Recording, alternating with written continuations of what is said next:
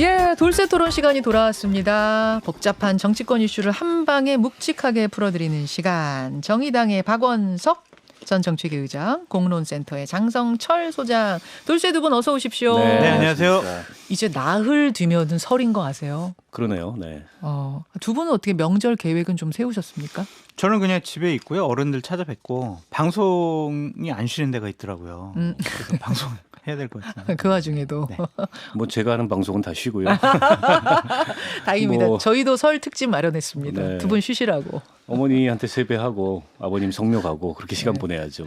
아니, 사실 이제 명절이면은 민심의 용광로가 한번 열리는 것이다. 또 밥상머리 민심 중요하다. 이런 얘기 많이 하는데 지난 3년간은 코로나 때문에 거의 모이지를 못했잖아요. 그럼요. 올 설은 조금 달라질 것 같아요.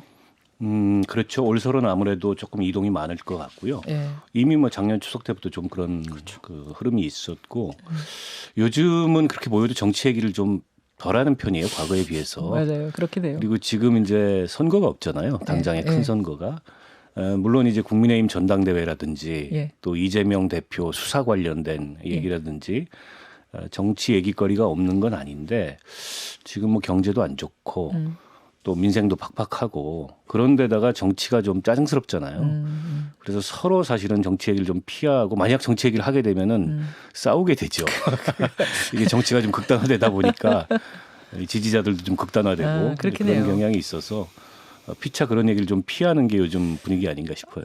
뭐 이런 얘기 할 것 같아요. 아, 정치 얘기하지 말자. 그냥 정치 얘기하면 우리 싸우니까 정치 얘기하지 말고 너는 저기 결혼 연예인 얘기하자 뭐 너는 이렇게. 결혼 언제 너 하니? 결혼 언제? 너 취업 언제 하니? 그런 얘기는 절대 하지 말아야 그게 더 될 싸울 얘기예요. 해야 얘기예요. 되는데, 그렇죠. 그게 더 싸울 얘기예요. 그 대통령께서 이제 귀국하는 시점이잖아요. 네. 그래서 언론에서는 대통령의 순방 성과에 대해서 얘기를 많이 할 것 같은데 결국에는 국민의힘 지지층에서는 장제원, 나경원 이 얘기가 많이 나오지 않을까요? 저도 그 얘기 나올 것 같아요. 네. 국민의힘 지지층에서는 뭐 장제원, 나경원, 뭐 김기현, 안철수 이제 이런 후보들 얘기를 할 것 같고 또 비지지층에서도 뭐 중도층에서도 어떻게 보면 바깥에서 보는 일종의 싸움 구경처럼 돼버렸잖아요. 그래서 또 좀 흥미롭게 얘기하지 않을까. 이래저래 그 사안이 오를 것 같은데 그 얘기부터 좀 시작해 보겠습니다. 네.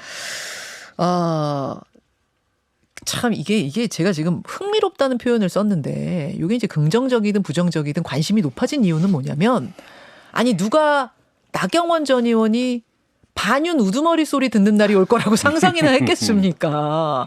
지금 고판이 희한하게 돌아가요. 나경원 의원 입장에서는 좀 약간 어이없기도 하고 억울하기도 할 거예요. 황당하죠. 그분이 이제 정치 한 25년 정도 한 것 같은데 네. 정치 인생 내내 주류이거나 주류 호소인이었지 한 번도 이제 비주류에 서거나 비주류를 자처한 적이 없어요. 없거든요. 네. 근데 난데없이 무슨 반윤의 우두머리 소리를 들으니까 본인 입장에서는 퍽이나 지금 답답하고 억울한 상황일 텐데 그래서 그런지 나경원 의원은 이제 전략을 좀 굳힌 것 같아요. 그러니까 윤 대통령과는 절대로 각을 세우지 않고 그 대통령 그 40억 불, 300억 불 40조 관련해서도 가슴이 벅차다 네. 이런 표현을 쓰면서 결국에는 윤 대통령을 중심으로 단결해야 된다 이런 메시지를 내되 윤핵관들은 틀렸다. 특히 장제원은 틀렸다. 뭐 이런 식의 약간의 이제 좀 이중적인 전략을 취하기로 굳힌 게 아닌가 싶은데 그게 얼마나 효과가 있을지는 좀 봐야 될 것 같고요. 그리고 아직 이제 출마 선언을 안 했잖아요. 자, 여기서 그러면 두 갈식으로 가겠습니다. 네네. 두 갈식으로. 나경원 전 의원 출마할 것 같습니까? 안 할 것 같습니까? 먼저 장성철 소장님. 출마하려는 의지는 강한데 출마를 못하지 않을까라는 좀 생각이 듭니다. 잠시만요. 박원석 전 의원님. 저도 반반으로 봅니다. 아직도 마음을 못 굳힌 것 같아요. 박원석 전 의원은 그럼 50%란 네. 말씀이세요? 장성철 소장은 못한다 쪽이 조금 더 높다. 아직도 좀 더 강해요. 그러니까 출마 선언하더라도 뭐 완주를 할 수 있을까? 뭐 그런 생각도 들고. 아니 근데 지금 나경원 전 의원 행보를 보면 종이사직서 낸 뒤에 장제원 의원과 계속 뜨거운 설전 벌이면서 이승만, 박정희, 김영삼 전 대통령 묘역 어제 참배했고 무엇보다 어제 측근인 박종희 전 의원이 저와의 인터뷰에서 출마 의지가 명확하다. 그럼요. 그랬거든요. 이건 누가 봐도 출마 행보 아니에요? 그렇게 보여져요. 예. 출마할 거다라는 생각인데 두 가지 문제가 있는 것 같아요. 하나는 대통령과 대통령실과 윤핵관의 압력이 더 세질 것 같아요. 어. 아직도 못 알아들어? 그렇게 출마하지 말라고 우리가 시그널과 신호를 줬는데 당신은 아직도 그거를 착각하고 있는 거야? 그러면은 우리가 다른 방법 쓰겠어. 라고 이제 생각할 수가 있는 거죠. 다른 방법이라 함은 뭐 김성태 전 의원이 얘기한 거나 박영선 전 의원이 어제 방송에 나와서 얘기를 하던데 다른 어쨌든 수단을 좀 강구할 거다. 나경원 의원이 장관이 못 된 이유가 있지 않겠느냐. 그러니까 나경원 의원이 어떤 법적인 문제가 있는 거 아니냐. 도덕적으로 문제가 있는 거 아니냐. 이러한 공격이 슬슬 나올 것 같고 김기현 의원 측에서도 아유 공격할 거 많아요. 뭐 이런 식으로 얘기를 하더라고요. 여러 가지로. 그러니까 뭔가가 있다라는 그런 것을 계속 나타낼 것 같다라고 지금까지는 출마 행보 맞다. 맞죠. 거기까지 인정이다. 그럼요. 출마 행보 맞고 의지 명확한 거 맞는데 다른 차원 한 단계 더 높은 압박이 들어갔을 때는 견딜 수 있을까? 왜냐하면 견딜 수 지킬 게 많잖아요. 그래서 그런 것들이 여러 가지로 불이익적인 아니면 손해나는 아니면은 내 정치 생명이 끊어질 수 있는 그런 일들이 벌어지면은 본인이 좀 다시 생각하지 않을까 하는 생각도 있고 또 하나는 여론조사. 김기현 의원이 막 치고 올라가가지고 선두를 굳히고 나경원 전 의원의 여론조사를 해보니까 점점 하락 추세고 그래서 이거 대세가 내가 아닌가? 내가 출마해도 안 될 것 같아? 이런 생각을 갖는다면 무리해서 출마하지 않겠죠. 여론조사 잠깐 보고 갈까요? 여론조사 화면이 준비가 돼 있는데 리얼미터가 미디어 트리뷴 의뢰로 조사한 거는 1월 12일, 13일 양일간 조사고 토요일에 발표를 했어요. 이제 그걸 봤을 때는 김기현 32.5, 나경원 26.9, 안철수 18.5, 유승민 10.4가 나왔습니다. 이렇게 나온 조사가 이제 500명 대상으로 한 조사고요. 어제 하나가 더 발표가 됐습니다. 이거는 폴리뉴스가 에브리 CNR에 의뢰해서 이거는 며칠 조사인가요? 예, 날짜 한번 봐주세요. 이 조사에서는 김기현 29.2, 나경원 23.5, 안철수 22.6, 유승민 9 이렇게 나왔습니다. 이거는 1월 14일, 15일 양일간 성인 이것도 한 500여 명 대상 조사인가요? 예, 그렇게 된 조사입니다. 지금 순위가 바뀌었어요. 김기현 의원의 상승세 또 나경원 전 의원의 하락세인 것만은 분명한 것 같은데 근데 여론조사가 결정적으로 출마를 접게 만들 만큼 확고하게 기울었다. 이제 이런 추이를 보이는 것 같지는 않아요. 저 정도 여론조사라면 해볼 만하다는 생각을 할 것 같고요. 조금 전에 그 CNR은 국민의힘 지지층 417명 대상이랍니다. 예. 다만 이제 나경원 의원이 아직도 출마를 공식 선언하지 않고 망설이는 이유는 여전히 윤심의 기색을 좀 살피는 것 같아요. 그래서 대통령이 해외 순방 나가 있는데 국내 정치로 이목이 집중되게 되면 그 순방 성과가 가리는 거 아니야? 그럼 이미 집중됐잖아요. 더 미운 털 박히는 거 아니야?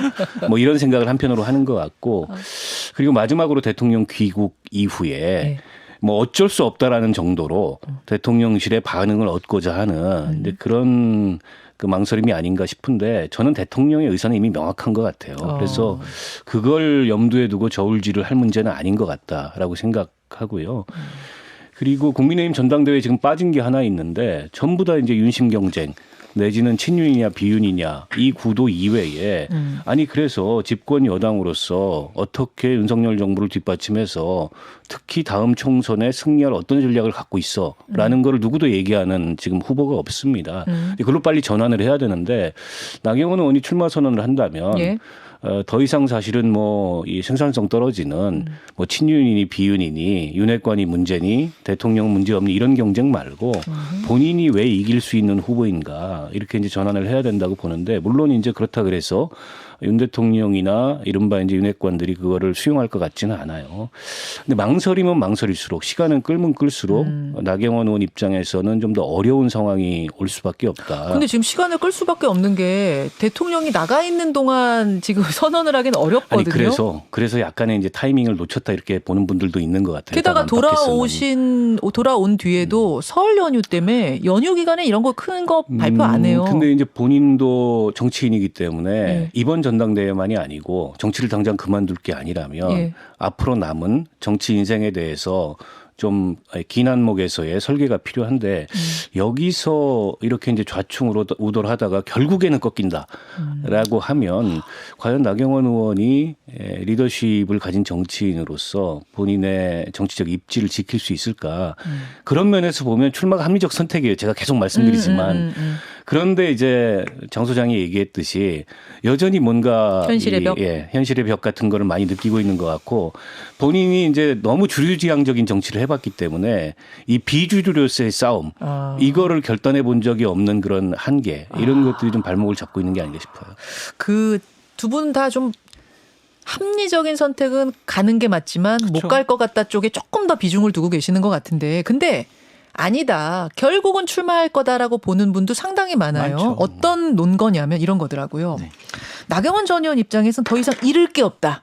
지금 친윤계로부터 반윤 우두머리 소리까지 듣는 상황에서 이분이 안 나온다고 한들 엄청난 대의를 위해 희생해 준 거다. 뭐 이거를 누가 이렇게 생각하겠냐는 거예요. 그냥 배포 부족한 정치인 이렇게 각인될 거기 때문에 지더라도 싸워야 하는 퇴로가 다 불타버린 상황이기 때문에 결국 나올 것이다. 어떻게 생각하세요? 퇴로는 아직 있죠. 그리고 참 이게 구체적으로 뭔가를 말씀드리기 어렵지만 이제 예를 들면 외교부 장관이라든지 문체부 장관 인사검증을 해봤는데 여러 가지 좀 문제점이 이제 발견이 됐다. 그래가지고 대통령께서도 이거 문제 아니냐, 뭐 그랬다라는 뭐 얘기도 있어요. 그 김성태 전 의원 얘기죠. 네, 그러니까 그런 것들과 관련해서 만약 현실화가 돼서 드러나게 되면은 본인이 과연 그런 것들을 좀 감당할 수 있을까라는 좀 생각. 저는 저게 이제 인사 검증의 내용을 당내 선거판에 활용한다. 그거를 뭐 언론에 흘려서 이거는 이제 전형적인 공작 정치고 정치 공작이거든요. 그러니까 만약 나경원 의원이 꺼려하고 우려하는 대목이 저거라면은 저는 과감하게 싸워야 된다고 생각합니다. 그러면 대통령이 주도해서 정치 공작 한다는 얘기잖아요. 그럼 해봐라. 라고 나가야지.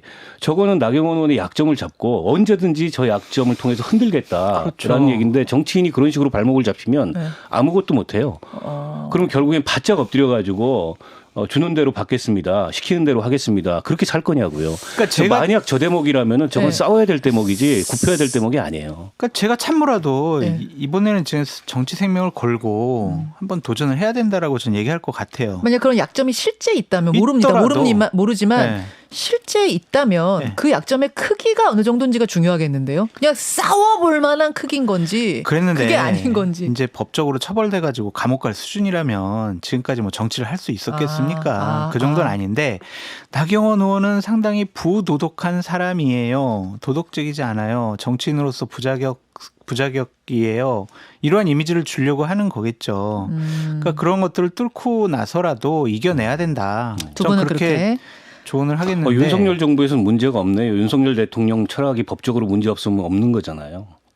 제가 그렇지 않아요? 참칭 패널이라서 그 부분에 대해서 뭔가를 말씀드리기 어려운데. 참칭. 예. 자, 또 출마를 결심할 것 같다라고 하시는 분들의 두 번째 근거는 뭐냐 봤더니 결선 투표제를 얘기하시더라고요. 네. 그러니까 사실 이 결선 투표제가 이번에 새로 도입됐을 때 많이들 그랬어요. 친윤 후보 옹립하기 위한 이중 장치 아니냐. 즉 친윤 후보가 1등 못하고 2등할 경우에 대비해서 결선 투표제를 만들어 놓은 거다. 다들 그렇게 얘기했는데 근데 지금 구도가 어쩌지 흘러가다 보니까 친윤 대 머륜 구도가 됐어요. 그러니까 딱 비윤은 아니고 좀 윤 대통령한테서 멀찍이 떨어져 있는 범비윤, 멀륜 구도가 되다 보니 만약 결선 투표까지 가게 되면 친윤 한 명 대 멀륜이라는 큰 한 덩어리가 싸우는 구도가 된다. 그러면 나경원 후보가 해볼 만하다는 생각을 하지 않겠느냐. 이거 어떻게 생각하세요? 그러니까 반 김장연대 혹은 반장연대가 형성될 가능성이 높다. 그 얘기를 거꾸로 뒤집어 얘기하면 장제원 의원이 해도 너무 나갔다. 이제 이런 당내 분위기나 반응이 있는 거잖아요. 오죽하면 정진석 위원장이 좀 자중해라는 메시지를 냈겠어요. 그리고 김기현 후보가 뭐라고 얘기를 했냐면 김장철 지났다. 김장연대 이런 얘기 안 써줬으면 좋겠다. 그 얘기는 본인도 정치적으로 부담된다는 얘기예요. 굉장히 불편해하는 이 상황에서. 이제는. 그리고 이제 결선 투표제라는 거를 그러니까 유승민 의원이 만에 하나 결선에 올라올 가능성을 대비해서 그런 이중의 안전 장치를 둔 건데 이걸 지금 이 이른바 이제 윤핵관과 이 장핵관들이 너무 오버를 하다 보니까 결국에 이게 결선 투표가 반대로 김장연대의 발목을 잡는 그런 장치가 돼버렸어요. 그러니까 당내에서도 특히 당원들 같은 경우에 말하지 않는 당원들 분위기가 너무한 거 아니냐 이거 해도 대통령이 이렇게까지 당무에 개입해? 그리고 장제원 의원 이렇게까지 대통령 팔아가지고 호가호위해도 되는 거야? 그러다 보니까는 물론 결선 간다 그래서 당권 주자들이 편하게 겉으로 손들고 연대하지 않을 거예요. 그렇지만은 물밑에서 일종의 이제 표심 연대가 형성될 가능성이 높죠. 그걸 우려해서 제가 보기에는 어떻게든 나경원 의원을 주저앉혀서 1차에서 과반으로 끝내야 된다. 한 사람 빠지면 그냥 과반 넘길 이런 수 있다. 목표를 세운 게 아닌가. 근데 그것도 쉽지는 않아요. 아니 지금 분위기가 네. 이분은 지금 밖에 계시는 분이고 네. 그 내부 쪽과 더 친밀하신 분이 보기에는 분위기가 실제 어때요? 장제원 의원에 대한 호감도가 당원이라든지 당협위원장 의원들이 높지가 않아요. 그렇기 때문에 어제 김기현 의원이 이제 그런 말씀 하신 거 외에 좀 장제원 의원하고 직접 통화를 하면서 약간의 좀 불편한 다툼이 좀 있었던 것 같아요. 누가 통화를? 김기현 의원하고 장제원 의원이 연락을 하면서 두 분이 통화를 하셨대요? 그래서 좀 가만히 있어라. 그랬더니 내가 누구를 위해서 지금 이러고 있는데 나한테 지금 그런 소리를 하냐. 이런 쪽에 좀 다툼이 좀 있었던 것 같아요. 상당히 좀 불편해하는 그런 기세. 그래서 지난 주말에 보면 장제원 의원과 배현진 의원이 나경원 의원을 상당한 수준으로 저격을 했잖아요. 나 홀로 집에 네. 막 이러면서 네. 나 홀로 집에 SNS에. 그러니까 김기현 의원이 여기에 수혜를 받을 것 같았는데 아니 김기현 의원 되면은 장제원 의원이 실세가 돼가지고 진짜 공천 좌지우지하는 거 아니야? 이거 맞나? 이런 생각하는 분들이 많고 또한 나경원 의원이 그 부분을 막 치고 들어갔잖아요. 치고 들어가더라고요. 그러니까 선거 프레임상 자칫 잘못하다가는 이게 장제원 의원 전당대가 될 수 있겠다. 김기현 의원 측에서는 이거는 옳지 않은 것 같다. 그래서 장제원 의원 좀 자중하는 게 좋겠다. 그것을 이제 철지났다라고 표현을 했지만 좀 통화를 통해서 여러 가지 좀 어려운 부분에 대해서 얘기를 좀 나눈 것 같고. 이거는 지금 전 처음 듣는 얘기네요. 두 분이 통화로 조금 그런 의견 충돌이 있었다는 얘기는 처음 듣네요. 의견 충돌이라는 표현보다는 어쨌든 약간의 서로 이견이 있었다. 이견이 있었다. 그래서 좀 불편한 기색을 오늘 나왔어요. 네, 불편한 기색을 좀 표했다. 네. 아니 저는 철지난 김장연대 철지났습니다라는 얘기를 어제 김기현 의원이 한 게 이런 배경을 깔고 있는 건지 몰랐네요. 그래서 제가 그 현핵관 김기현 의원의 핵심 관계자들 현핵관들한테 이거 진짜 큰일 난다 정말. 그거 안 된다. 그만 싸워라. 아니 그만 싸우라가 아니라 장제원 의원이 전면에 나서는 것은 그만해라. 지금까지는 성공적이었지만은 이제 앞으로는 마이너스 효과가 더 나올 가능성이 있다. 그 부분에 대해서 좀 유의를 하는 게 어떠냐. 조언을 해줬어요. 그 당심을 읽고 나경원 의원이 계속 주말 내내 장제원 의원하고 그렇게 싸운 건가요? 볼까요? 한번 SNS 한번 쫙 보여주세요. 처음에 정녕 당신들이 나경원 의원 거부터 정녕 당신들이 대통령의 성공을 위하는 거냐. 요거를 이제 금요일 날 사직서 내면서 나경원 의원이 먼저 던졌습니다. 그러자 장제원 의원이 나경원 의원 반윤 우두머리 되려고 하느냐? 요렇게 받아쳤어요. 그러자 나경원 의원이 다시 이 공천, 그러니까 쥐락펴락하는 진박 간별사들이 이제 했던 그 2016년처럼 되려고 하느냐? 진박 간별사라는 얘기를 처음 꺼냈어요.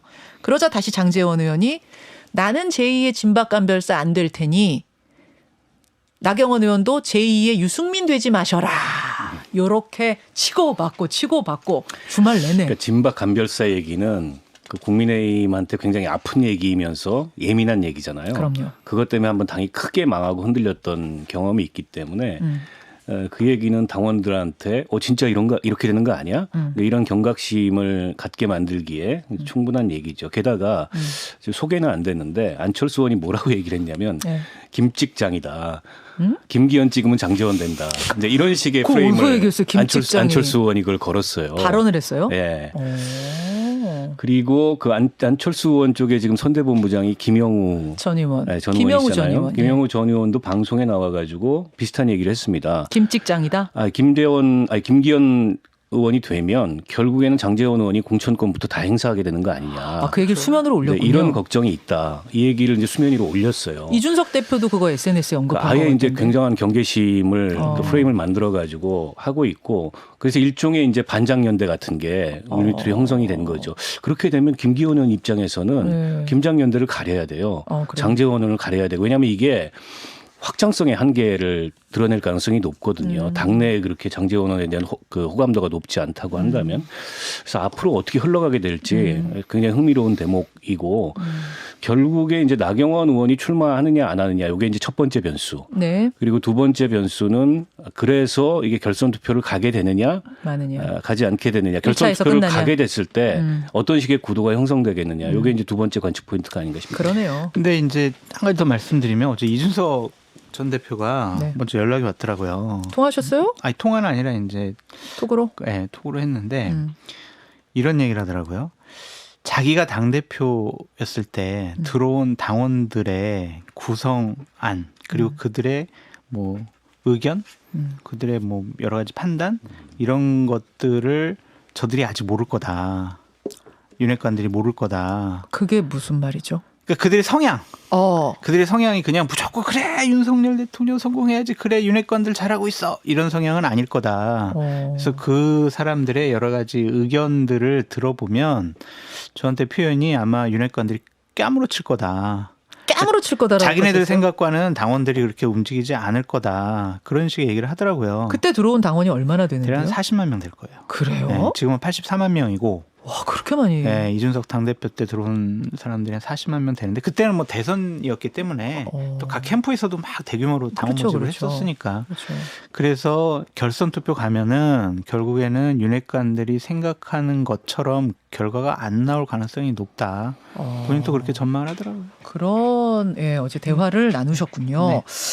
알겠습니다. 지금 모릅니다. 지금 뭐 상황을 모르고 모르죠. 다만 이제 전망들을 분석을 바탕으로 전망을 좀 해보는 건데 일단 김기현 의원의 상승세가 뚜렷한 건 분명해요. 그렇죠. 예, 그거 분명한 거고 나경원 의원이 지금까지는 출마 행보인 게 분명해 보이고 다만 이러저러한 변수들이 워낙 많아서 지금 두 분이 말씀하신 게 또 정답일지 아닐지도 몰라요. 알 수가 없어요. 알 수 없는 상황. 네. 민주당 이야기로 좀 가보겠습니다. 이재명 대표가 이번에는 대장동 사건과 관련해서 소환 통보를 받았습니다.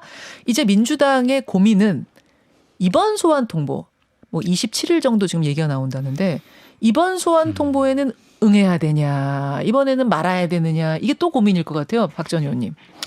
그 민주당 반응을 보면 일단 27일 날 검찰이 소환을 통보하는 방식이 대장동 사건도 아닌 성남 FC 사건의 변호인한테 구두로 얘기했다 그래요.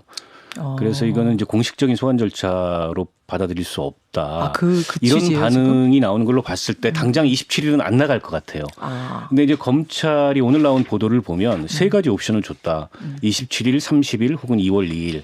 그리고 두 번 소환하겠다. 한 번이 아닌. 그 셋 중에 이제 뭐 조율하자라는 것 같은데 그 조율에 응할지도 모르겠어요. 그러나 결과적으로는 저는 소환에 응하게 될 거다. 응하지 않을 수 없다고 왜 그렇게 보고요. 보십니까? 여론 때문에 그렇죠. 여론. 이게 언제까지 그냥 아니면 소환 자체가 무슨 뭐 신병을 구속하거나 하는 게 아닌데 혐의가 있으니까 나와서 수사를 받으라. 민주당 일각에서는 뭐 물증이 없으면은 소환에 응하지 않겠다 이런 반응도 있다고 하는데 그거는 말이 안 돼요. 검찰이 다 물증 제시하면서 소환하는 건 아니잖아요. 그래서 약간의 이제 신경전이나 힘겨루기는 있되 이제 검찰도 어떤 의도가 좀 없지는 않다고 보여요. 이게 성남 FC 사건으로 소환한 직후에 또 이게 소환장을 날리는 것도 그렇고 설 명절 앞두고서 명절 민심에 이걸 올리겠다 이런 의도도 보여서 민주당 입장에서 당장 소환에 응하지 않대 이재명 대표 입장에서 네네. 그러나 이제 조율을 해서 어떤 시점에선가는 소환에 응할 수밖에 없을 거다 그렇게 전망합니다. 이번에도 소환에 응할 수밖에 없을까? 장 그런 소장님? 발언에 동의를 하고 일단은 민주당 쪽에서는 그리고 당대표실에서는 네. 우리가 성남 FC 사건과 관련해서 출석을 했을 때 이거 영향이 플러스였을까 마이너스였을까를 한번 생각해 볼 것 같아요. 지난번 출석에 어떻게 지금 평가하고 있는 걸로 아세요? 그러니까 그래서 이제 이거 그냥 나간 것이 좋았어 아니면 안 좋았어라고 판단할 것 같고 안 좋았다라면 그냥 출석을 안 할까라고 생각할 수도 있고 아니면은 의원들과 지지자들이 대규모로 몰려가서 우리의 세를 보여주는 것이 옳았나? 그냥 혼자 고독하게 나가는 것이 더 나을까? 여러 가지 판단을 할 것 같아요. 그럼 우리가 알 수가 없죠. 근데 박원석 의원님이 얘기했던 것처럼 검찰이 저렇게 죽기 살기로 달라붙고 있는데 언제까지 뭐 소환을 거부하거나 안 나거나 그럴 수는 없을 것 같아요. 근데 모양새를 어떻게 할 것이냐라는 부분에 대해서는 고민할 것 같습니다. 그렇군요. 김성태 씨가 지금 귀국했답니다. 그렇죠. 예, 인천공항에 도착을 했대요. 김성태 씨는 쌍방울 그룹의 전 회장. 네. 뭐 좀 대북 송금이며 변호사비 대납이며 여러 가지 의혹의 핵심 키맨입니다. 공항에 왔습니다. 근데 금고지기는 오겠다고 하더니 갑자기 또 안 왔어요. 금고지기라 하면 총 재정 담당 본부장이에요. 이 사람이 그 금융 흐름은 다 아는 사람인데 이 사람은 안 왔어요. 어떻게 보세요? 그 사람도 뭐 언젠간 들어오겠죠. 뭐 소환 거부 소송을 한다고 그래서 영원히 뭐 태국에 있을 거는 아닌 것 같고 결국에는 뭐 6개월 안으로 들어오겠죠.